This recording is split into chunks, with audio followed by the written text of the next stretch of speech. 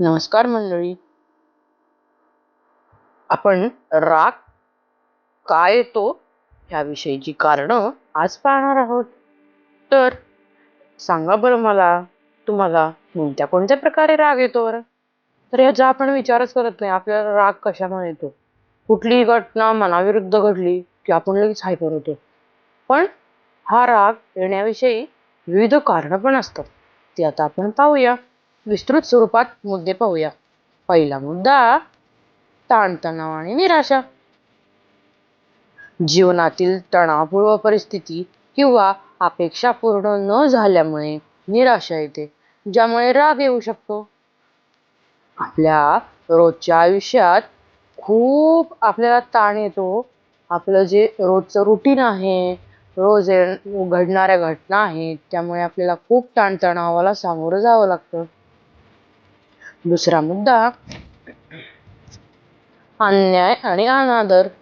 जेव्हा एखाद्या व्यक्तीला असे वाटते की त्यांच्यासोबत अन्याय होत आहे किंवा त्यांचा अनादर केला जात आहे, तेव्हा त्यांना राग येतो.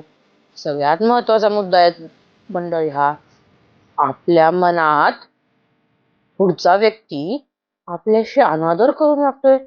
का बरं? मी तर एवढा मोठा माणूस आहे, माझा अनादर कशामुळं? माझ्यावरच अन्याय का? या गोष्टींमुळे लोकांना राग येतो ना. पुढचा मुद्दा, अपुऱ्या अपेक्षा. जेव्हा लोकांकडून किंवा परिस्थितीकडून आपल्या अपेक्षा पूर्ण होत नाहीत, तेव्हा रागाची भावना निर्माण होते. खरंय ना मंडळी, आपण पुढच्या व्यक्तीबद्दल मनात अपेक्षा धरून राहत असतो की आता हा माझ्या बरोबर असं वागेल बरं का, हा असं आणेल बरं का, हा असं करेल बरं का. आणि ती अपेक्षा त्या व्यक्तीनं जर पूर्ण केली नाही तर येतो ना राग. खरंच येतो हो. वेदना आणि शारीरिक स्थिती. पुढचा मुद्दा, सततच्या वेदनांमुळे किंवा काही विशिष्ट शारीरिक समस्यांमुळे राग येऊ शकतो, विशेषतः जेव्हा आवश्यक पाठिंबा मिळत नाही. म्हणजे खरं सांगू मंडळी, व्यक्ती हा शारीरिक आजारांमुळे आधीच त्रस्त असतो. तो जीवनाला कंटाळलेला असतो, दीर्घकालीन आजार असेल त्याला तर. मग अशा परिस्थितीत लोक जर त्याला साथ देत नसतील, त्याला समजून घेत नसतील, आधीच तो शारीरिक वेदनेमुळे त्रस्त असतो, त्यात लोक जर साथ देत नसतील तर तो अधिकच राग करू लागतो, स्वतःचा, लोकांचा. त्यामुळे आपण खूप रागीट बनतो. वरती पाहिलेले मुद्दे हे सर्वसामान्य कारण आहेत राग येण्याची. पण आता मानसिक आणि भावनिक दृष्ट्या काय कारण आहेत राग येण्याची, ती आता आपण पाहूया. मानसिक आरोग्याच्या समस्या. काही मानसिक आरोग्य स्थिती जसे की नैराश्य किंवा चिंता राग वाढवू शकतात. म्हणजेच काय मंडळी, आपल्या ज्या रोजच्या धकाधकीच्या आयुष्यात मानसिक स्थिती आपली खूप निराशाजनक होत चाललेली आहे. त्यामुळे आपण आपल्या भावनांवर नियंत्रणच ठेवू शकत नाही. त्यामुळे आपण खूप राग करू लागलेलो आहोत. पुढचा मुद्दा, भूतकाळातील आघात. भूतकाळातील वाईट अनुभव किंवा आघातांचा प्रभाव रागाच्या स्वरूपात दिसून येतो. भूतकाळात घडून गेलेली एखादी जी काही वाईट घटना आहे, ती मनावर खूप आघात करून जाते. त्याचा प्रभाव आपल्या स्वभावावर होतो आणि त्यानुसारच आपण जे काही घटना घडतायत वर्तमान काळात, त्या भूतकाळातील घटनांशी संबंध लावून आपण राग करत राहतो.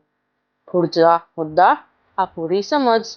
योग्य समज किंवा अंतर्दृष्टी नसणे हे सुद्धा रागाचे एक कारण असू शकते. काही व्यक्ती तेवढ्या पद्धतीनं विचारच करत नाही, आपण काय वागतोय, खरंच काय घटना आहे, एवढा राग केला पाहिजे का. गोष्ट मनाविरुद्ध झाली की चिडणं, गोष्ट मनाविरुद्ध झाली की राग करणं, त्रागा करणं. तर अपुरी समज ह्या रागाला कारणीभूत ठरू शकते बरं का. आता पुढचा एक महत्वाचा मुद्दा आहे, इतर काय कारण आहेत की आपण राग का करतो.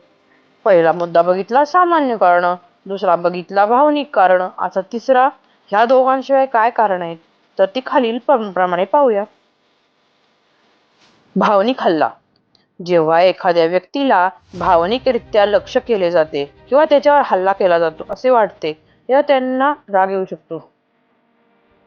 काही व्यक्तींच्या आयुष्यात अशा व्यक्ती असतात की त्या मुद्दामून त्या व्यक्तीला त्रास द्यावा, त्याच्या मनावर, त्याच्या भावनांवर खेळावं, ह्यासाठी त्या व्यक्तीला टोचून बोलत राहतात. मग त्या दुखावलेल्या व्यक्तीच्या मनावर प्रचंड प्रमाणात प्रभाव होतो आणि त्याच्या भावनांचा वेग दाटून येतो आणि तो खूप चिडतो. निष्क्रिय क्रिया किंवा आक्रमक वर्तन. अप्रत्यक्षपणे नकारात्मक भावना व्यक्त करण्याच्या पद्धतीला निष्क्रिय आक्रमक वर्तन म्हणतात. नकारात्मकता ही रागाचं खूप महत्वाचं कारण आहे. त्यामुळे आपण आक्रमक बनतो आणि आपल्या मनावर, शरीरावर ह्याचा खूप परिणाम होतो. त्यामुळे रागाचं हे मूळ कारण असू शकतं बरं का. तर मंडळी, मला सांगा, आपण आतापर्यंत 3 महत्वाचे मुद्दे पाहिले. सर्वसामान्यपणे का राग येतो व्यक्तींना? दुसरं म्हणजे त्याच्या मनांचा, भावनांचा दृष्टीनं काय कारण आहेत? आणि तिसरा मुद्दा, ह्या दोन्हींशिवाय काय कारण आहे ती व्यक्ती एवढा का राग करतो? तर बघा, अभ्यास करा, आपण कोणत्या पद्धतीनं राग करतो. मग या रागाचा आपल्या शरीरावर, मनावर किती वाईट परिणाम होत राहतो ना. मग कितीतरी जणांना मानसिक दृष्टीचे आजार, शारीरिकतेनं बाकीचे आजार होत आहेत. मग खरंच राग केला पाहिजे का हो? सांगा बरं मला. मग ह्याच्यावर काय उपाय करावेत, आपला राग का कमी करावा, ह्याचा व्हिडिओ मी लवकरच आणत आहे. तर आपल्या चॅनलवर नक्की तो व्हिडिओ पहा हं. आणि आपल्या गुजमानाचे या चॅनलला लाईक करा, शेअर करा, आठवणीनं सबस्क्राईब करा.